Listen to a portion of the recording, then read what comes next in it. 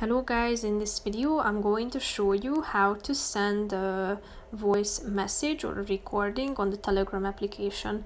But first I just want to mention, don't forget to subscribe to my channel, because at 100,000 subscribers I am going to show you my whole YouTube revenue statistics and growth strategy, how to make money online. Now let's jump into it. First of all, open the application on your phone.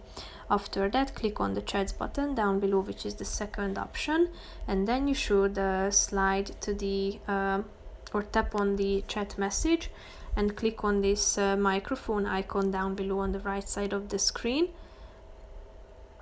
Tap on settings. Now you will be directed to your phone's settings, where you need to search for the Telegram application.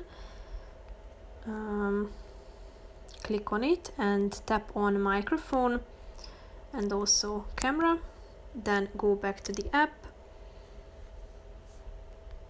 select the chat message or the chat, and then tap on this recording icon or this microphone icon. Hold your finger on it and start speaking.